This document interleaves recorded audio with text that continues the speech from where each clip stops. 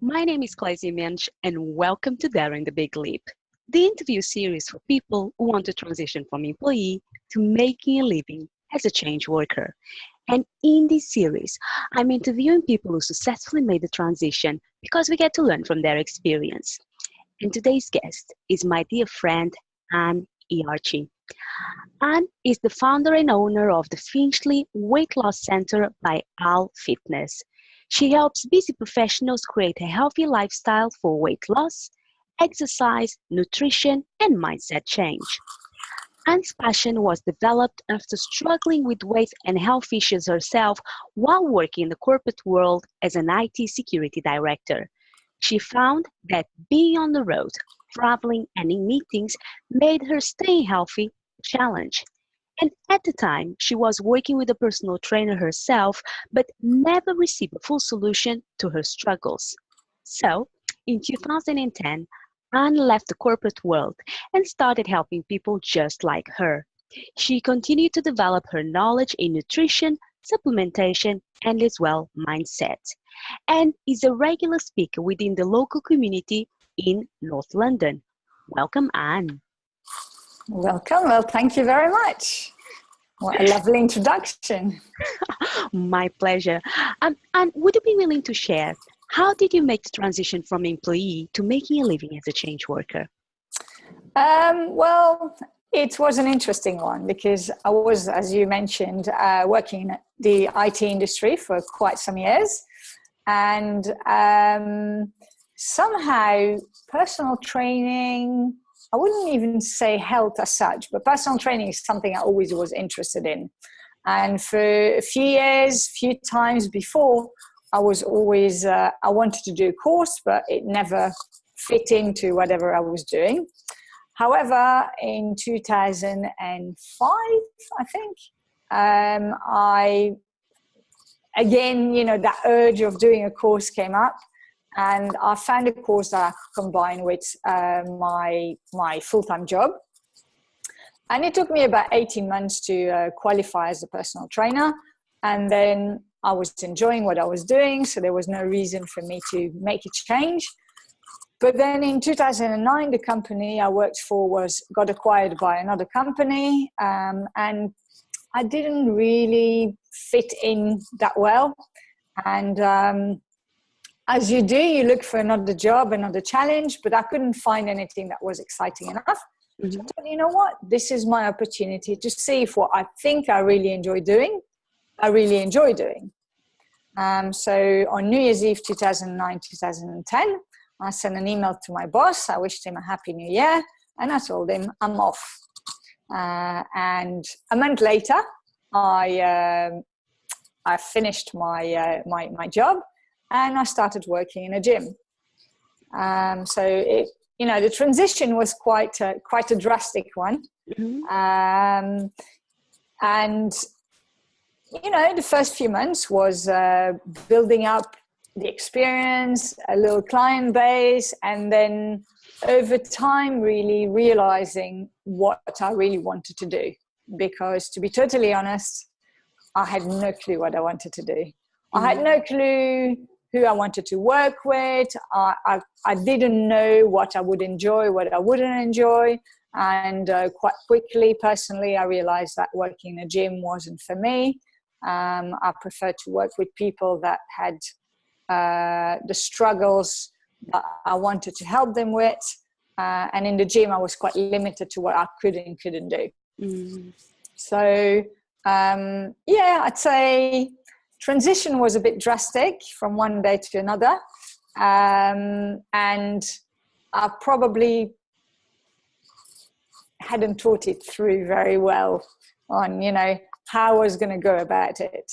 Mm-hmm. So definitely something, I would do differently today.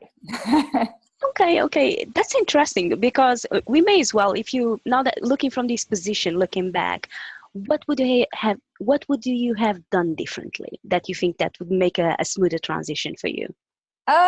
Probably, well, first of all, I probably, while I was still working, I most probably would have tried to look around, talk to people who were doing what I wanted to do, realizing that there's obviously different avenues that you can go into when it comes to personal training, health, weight loss. To be honest, at the time, I didn't really know I wanted to specialize in weight loss. Mm-hmm.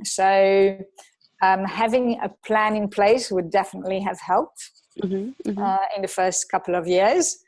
Find maybe a mentor or a coach to work with, and have an understanding of what it takes to moving from being an employee to being self-employed. Have, from scratch, really. So thanks to a lot of my work in the companies I worked with and for, I had quite a lot of experience of talking to people, marketing messages, trade shows, and all those kind of stuff. But there's a difference between doing things and being asked feedback for something and doing it for yourself. So, starting everything from scratch, building a website. What do you put on your website? How to build a mailing list. How to even go through, I had experience in sales, but there's difference between corporate clients and, I wouldn't call them normal people, but people like you and me and anyone else that might need my services. There's a different way of closing a sale, and not, I'd say without being pushy, but by helping people. So yes, my sales were quite of, selling a product before that was solving a need and an issue, which is very similar. But I think there's quite a lot of differences as well, obviously, because, health and weight loss is something very personal. So how to deal with that. I think the objections, when objections come up, are very, very different. So there's quite a long and a big learning curve, which I did the hard way, and I probably would have said I should have done before starting or from day one. Wow. And I really appreciate that you're sharing this information with us right here, right now, because that is one of the reasons I decided to do Daring the Big Leap, is to interview people who've done it successfully. Because as I said, we get to learn from people's experiences, and it's just to reality to capitalize on. I'm sorry you had to learn from the hard way, but when our audience is getting to hear that, was like, okay, this is what will make my transition even smoother. And sometimes people may think Daring the Big Leap is going gung-ho, and I'm all about planning. And I've got mentors, I've got coaches, and I mentor and coach people as well. For me, how can we help each other? So thank you so much. Totally. It's also, I think as well, when you're still employed, you can put money aside for it. If you start and learn the hard way, at some point you will be running out of that money. And if you then only realize that you need help, then you're a bit stuck, because investing the money when you don't have it anymore is much, much harder. So that's the message. Have some plan in place. Yeah. Yes. And what were the key milestones for you in your transition? I'd say the first one was obviously to make the change. So from one day to another, receiving your first business cards, as you know, is quite exciting as well. In my job is also, uniform, creating a logo. So those kind of stuff were the initial milestones, I would say. Closing my first client.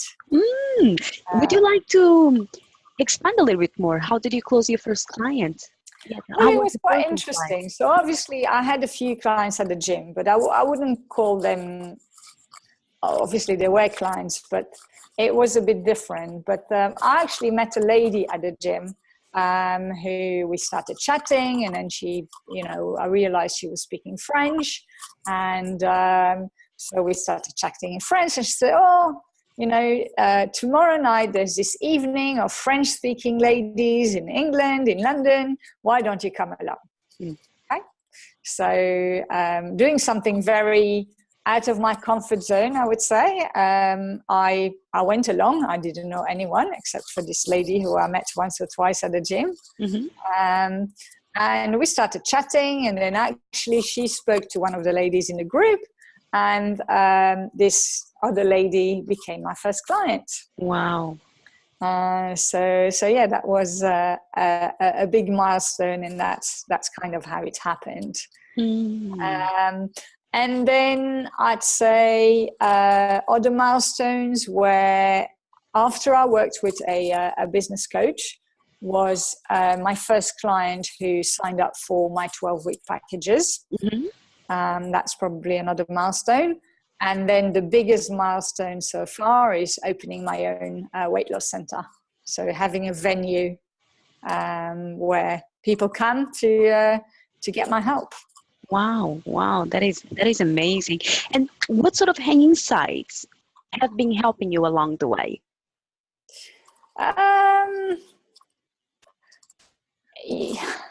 Being self-employed, I think initially I was very, very lonely. I didn't know there were people around that were there to help you and support you. I started doing some networking, so I met like-minded people, which was good.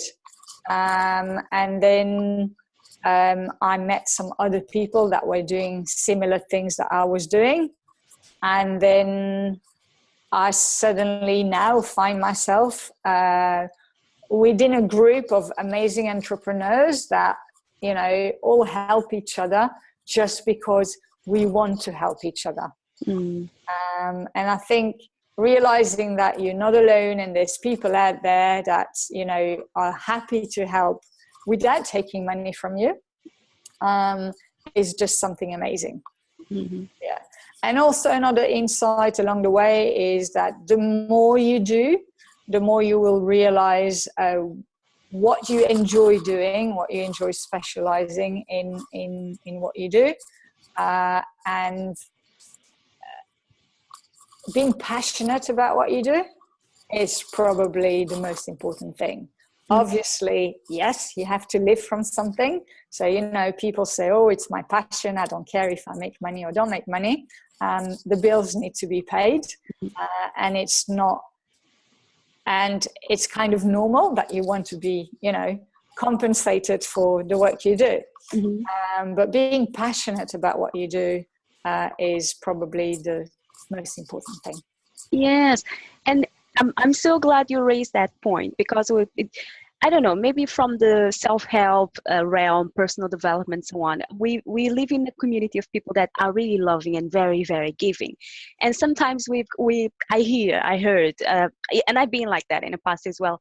Well, if it's a God-given gift, why don't you give it away freely? And it's like, let's get practical. Our bodies need a comfortable bed. At least my body does need a comfortable bed, a shelter over your head. If you've got children, take care of your family and so on. So how about going a little bit further? Yes, it's your gift. And because it's so easy and because it adds value to so many other people's lives, how about getting really well compensated for it? Because you get to give and keep carry on and deepening your own understanding, deepening your own skills. And we keep creating more and more for everyone involved.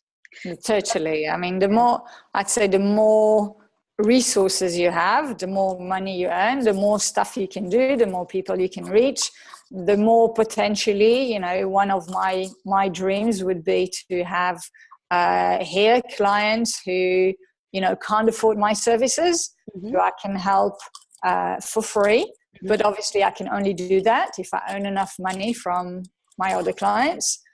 So giving back, creating a charity where people can come, people who are not well off, even to teach them how they can cook with very little money. All those kind of stuff, I think, is something that I'd love to do, but I can only do if I earn enough money, of course. Exactly. So, earning money, I don't think is a dirty word at all. Yes, absolutely. Yeah. It's like one of my mentors says, is taking care of the health of the helper, isn't it? We can give when we are up to full brimming, and then we can overflow our Totally. skills, our talents, our time, our energy, and so on. Beautiful. Thank you so much. And what sort of obstacles, insecurities, or even fears you had to overcome? I think that initially I had no fears, obstacles, or anything at all. I kind of was like, I probably was not very realistic. As I say, I didn't have a plan. So I just thought, well, I'll just go and do it, which I realized that was very, very wrong. So the fact that I had no plan was probably one of the biggest obstacles. And after a while, running out of money was a big fear, I'd say. Because going from, having a salary every month being dumped into your bank account to having nothing until you generate it yourself, it was a big one. Insecurities, that's an interesting one. I know it's probably not something that comes out that much, but I think I know my stuff. But at the same time, I'm currently working on an amazing project, and sometimes I have this question, wow, can I really do it? So I think when I do my day-to-day job, if I can say that way, I help my clients, etc. I know enough, and I know I can do it, and I know that I have the tools to help them. When it comes to something bigger, I have this thing asking myself, whoa, can I, can't I, am I capable of, can I go through it? And I wouldn't say who am I to do it, because, everyone that is something in the world has started somewhere. But yes, I think, obstacles, there's even stupid obstacles. So when they're not very stupid, but when I was looking for a studio space, I had obstacles with the council. I found an amazing space that I had to make a request to the council, and they turned back and said, well, you can have a license for 1 year, and after 1 year we'll review and rethink. Now, you can't really build a presence just for a year, thinking maybe yes, maybe no, what's going to happen. And if they close my space after a year because they decide that, someone else is in charge and wakes up in a bad mood, those kind of obstacles are there as well. So there's personal obstacles, personal fears, personal insecurities, but there's also obstacles from the outside world that you need to overcome. And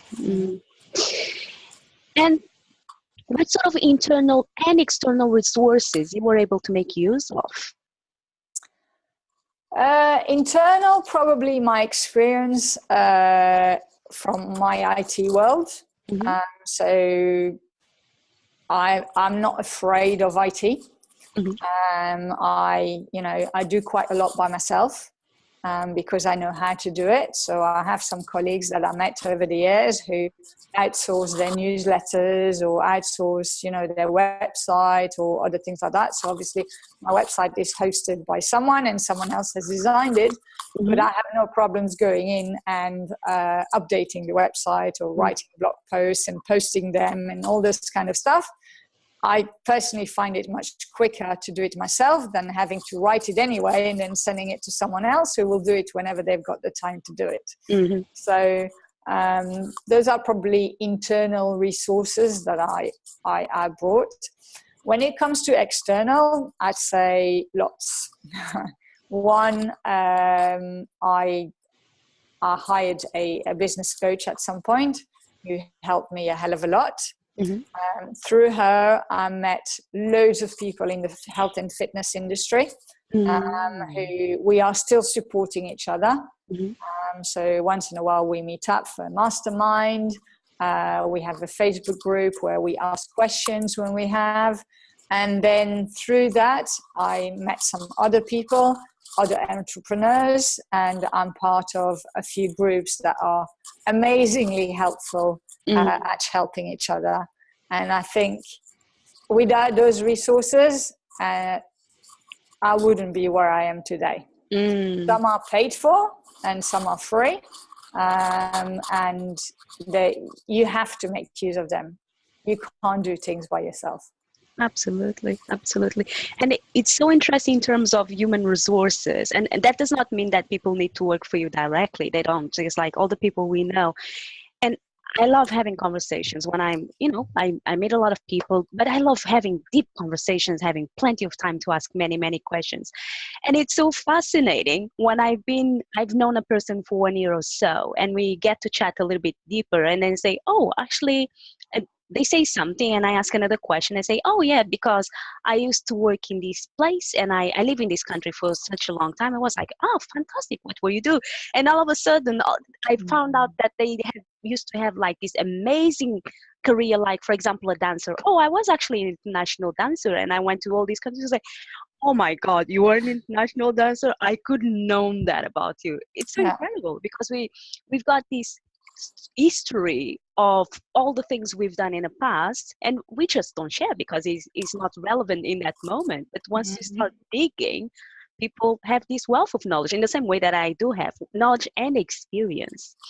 Totally. I mean, there's two things. So going back to resources, one of the things that helped me a hell of a lot at the time was I was introduced by a friend of mine to this lady who was doing local online marketing. And she needed help with her weight loss journey. So we did a swap.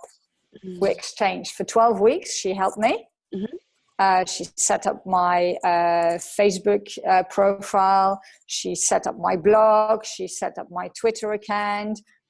She actually blogged for me for about 12 weeks. Wow. And I was her case study on how quickly I could be number one on Google. So in 25 days, I was up there on the first page and very high up. And I helped her for 12 weeks. And she was one of my first clients on my 12-week program. Wow. So we swapped. I didn't pay her. She didn't pay me. We both had a lot of value out of what we did. Yes. And this is a resource that everyone can use as well. Is swaps. You don't have to exchange money always. Find people that, do what you need. And hopefully they'll need your services as well, and just swap services. Yeah. And when it comes to things that previous people did, one of the exercises we do sometimes in our networking group is once in a while, every 2 years approximately, when there's new people in the group, we all go around the table and tell people what we did previous to what we're doing today. And it's amazing to see what people have done. And you know what? Suddenly we said, really? Have you really done that? Then do you know X, Y, Z? And then suddenly contacts are being exchanged in a much nicer way than before. That's a really good point. So something that I would like to bring the attention back to is when you spoke about barter or what you call swaps. And reality is that if you bring light into it, people are still getting paid, not in currency exchange, but we are definitely exchanging value. So if someone is speaking in terms of getting paid, there are several ways of getting paid. Money or currency is not the only way of doing that. But as long as you are adding value to each other. So yes, something that works for both parties and both parties are happy with. That is an excellent idea. Thank you for that. And what sort of surprises you had along the way? Oh, I don't know. It's a very good question, actually. I had, it's quite interesting. There's lots of stuff happening. Obviously, focusing on weight loss is quite an emotional subject for lots of people. So surprises were obviously seeing people change massively is always a nice surprise. I think the first client that ever cried in front of me was a surprise to me. yes, even for me, weight loss was something very emotional and very personal, but I don't think I've ever cried over it. So seeing people that are really so much affected by it and crying was an interesting surprise. And then something that I hadn't realized that would happen is being part of someone's life. Becoming, I have a client who I've been training for nearly 6 years now. He's probably my long-lasting client. And I went through lots of stuff with him. And, I'm invited to parties. We have birthdays. Lots of stuff. Been inviting to a client's wedding, to birthday parties of kids. And it's something that I hadn't thought, I become part of their life. They become part of my life. It's an interesting surprise. It's a nice surprise. It's a bonus, I'd say. Yeah. Oh, that is beautiful. Now, before we move forward, you were telling me a little bit about a new project that you are working on. Are you allowed to share right now, or is something that is still under wraps? I can. Well, I have announced it on Facebook today, actually.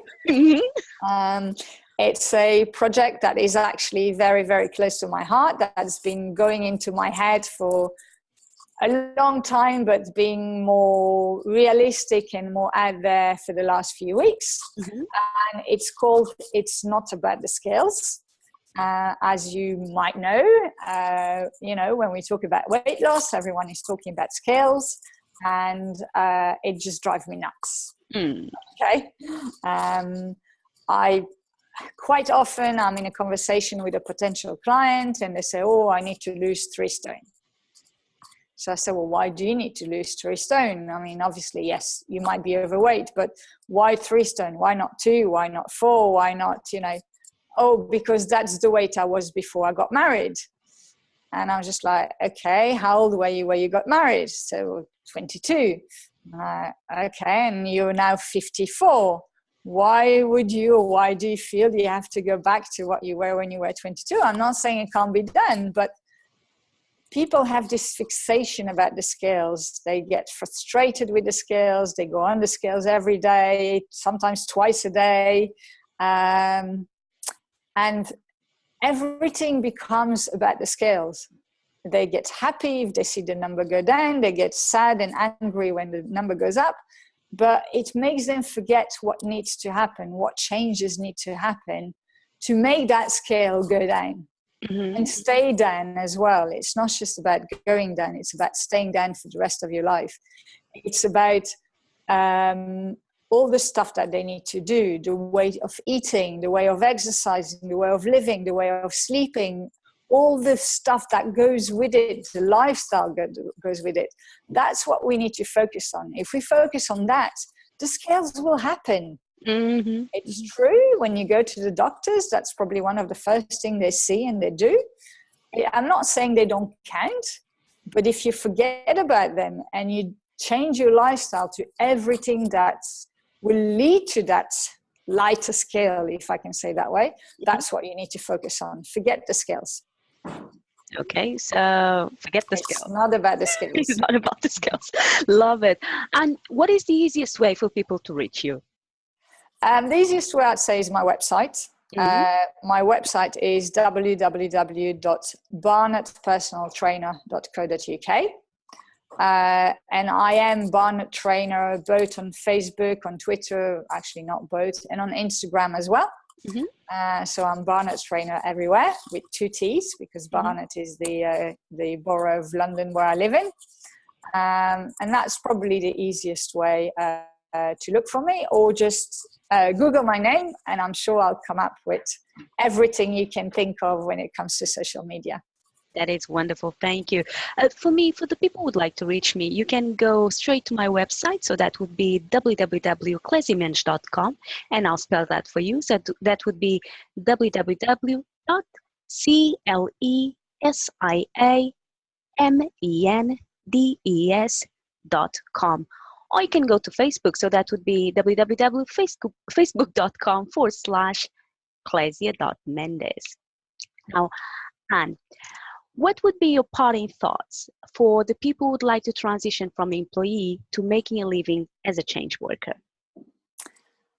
I'd say know exactly why you want to do it, what your passion is, and definitely make a plan.